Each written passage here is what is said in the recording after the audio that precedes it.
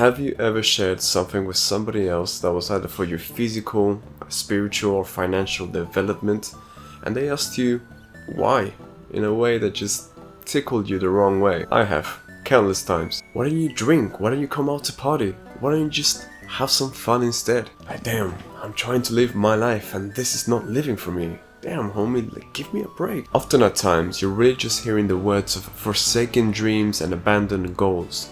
These people, once upon a time, they wanted to make a change. They wanted to become better. They were one with their spirit and their soul. They didn't want to do what they're doing now. They were like you are now.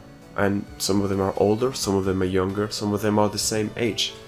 I was talking with a friend of mine about the fact that I say no to relationships. I'm no longer in the market. Screw all that. I'm having marriage and marriage alone in my mind. And he said that he liked that. He thought it was cool that I was so devoted to it and so focused. And because he liked it, I thought, damn bro, why don't you do it? Unfair to him, he responded respectfully, saying that he doesn't see a reason to be settling right now.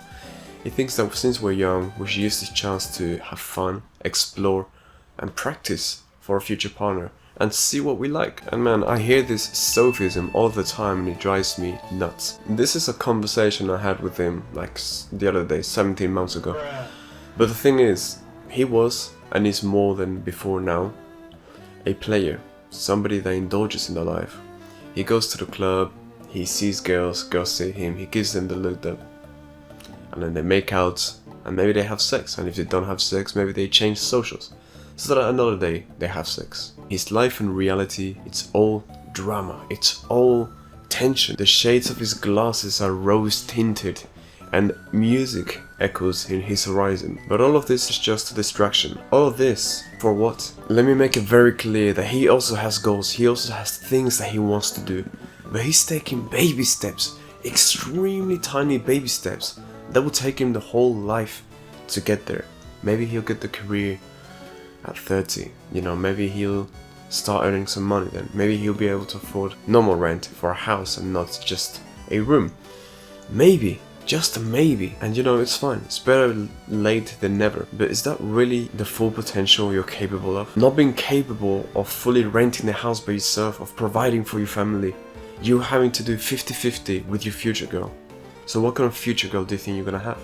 A stay-at-home wife that's gonna be God-fearing, that's gonna be your assistant, your helper? No, you're gonna have a woman that's also more masculine than normal because she's exposed to the workplace, she's got all of this stress as well bringing to her home. She's not bringing you peace or anything like that. You're having to work and then deal with her.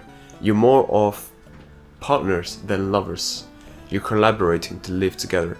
Is it even alright for you to impose this upon your woman, upon your wife, upon your future partner? I'm going to break down in a way that you may have not looked at it before, why it wouldn't work out and why it will lead to a miserable life full of regret.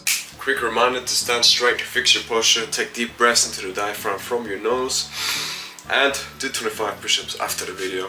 Enjoy. To start with, let's be honest, we don't want a girl that's been sleeping around. We don't want a girl that's been a hoe in her life. But let's say that you don't mind making that your future wife, mother of your children. Let's say you don't mind. Fine. It's a lie, but fine. Next, you've never in your life cultivated the ability of being loyal. Not just to a partner because you always played around or never were consistent enough, but to yourself and to your routine. You've never been loyal. You went from one thing to the other, gave in to the hedonism. So do you think you'll be able to resist or develop this skill when you're older? We all know that we are less efficient at learning the older we get. When we are a baby, we could learn a language in months, easily with just hearing it. Now look at us, it would take us years. But let's say that you do resist the urge. Okay. You are an older man now with less appeal because you have less resources. You no longer have your youth to back up your lack of resources. You're a man on your 30s, maybe 40s, which has a lot more stress now than you needed to ever have. Because yesterday you never thought about tomorrow. And tomorrow has become today. And you will look for an escape more and more. And if you don't resist that urge, and you cheat or you do something of the sort, it will become a problem for your household. Maybe a split up, a breakup. Now your financial situation is a lot tougher. You know you can't afford it to be alone or to provide for your children. You know that you must maintain the house together. If you split up now, it will only be your detriment. So, you have no choice but to resist. Live an unhappy and unfulfilled life. You look at yourself. You look at all of the mistakes that you've made throughout your life. You look at your friend who decided that he would start focusing on himself, that he would start cultivating values that were good for him, that would push him forward.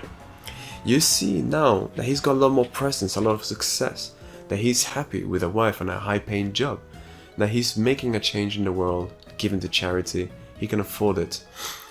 And you look at him and you wonder, what would have happened if I was more like him? What would have happened if I decided to still enjoy life, because it wasn't like he was depressed, he was enjoying himself, but put off a few of the things that I've explosively been enjoying throughout the years, that have worsened my health, both physically and spiritually. You look at those times and you contemplate what could have happened. You've lost your prime. What could you have done? What were you capable of? It is now a dormant dream and nothing but a fantasy, no longer an achievable goal. How many unrealistic buts did I give you and it still didn't work out? But let's say that you resist, but let's say that you don't mind, but let's say that you persist. Let's say but, it still didn't work, but it still ended up being misery, but it still ended up being with you unhappy, unfulfilled, regretful, in pain. And this is not to shame the other person or anything like that. It's not to, make yourself elevated from the others. What makes a person great isn't their ability of being above others, but it's his ability of treating those beneath him in good and, respectful ways nonetheless. It's his ability to say, I see my own strength. I see that I'm stronger than others. I'm going to use this strength for good in your own actions, in your own life, motivating and helping those around you. And I believe that we all have potential. We all have ideas. We all have a reason, a purpose for being here. You may have forgotten it. You may have never discovered it, or you may know already what it is. But we all have that thing which will help us become our best self, which will help us explore our highest life, which will help us make a change. Because there's no such thing as an action without a reaction. Everything that we input in the world propagates like wildfire. All the good that you do will do good elsewhere. All the bad that you do will do bad elsewhere. And to connect all the dots, you may have your own opinion about this, but mine is, as a man of faith, that we have the capability of both good and bad. But we all have from birth an inclination towards good. Nevertheless, whatever we are influenced or choose to do good or bad because of our environment, whatever we choose is forever reversible, for both good and for bad. You could be in a good trajectory of your life and then go bad. Or likewise, and more hope-inducing, you could be bad your whole life and then start being good. You can always make a change. You can always start anew. When somebody pretends that they prefer something that is bad for them spiritually, it is simply that they are lost. So extend your hand to them and bring them to your light and let them find their own in the meantime. There's a great benefit in assisting in the growth of your peers. And believe me, I know that. As you make your own changes, your burning passion is going to drive some people away because they're afraid of that fire, because it might shed light to their own incompetence. But there'll be some that don't run away. For those people that will be there and that will look at you and feel inspired, change that burning ember of yours into a welcoming, warm light. Help them to change, not through shaming them, but through true and open love. Feel free to share this or talk about this story with somebody, maybe to find out what it is that you want to do, or because you felt inspired, or because you thought it was nice. And strive to be 1% better every day. Much love.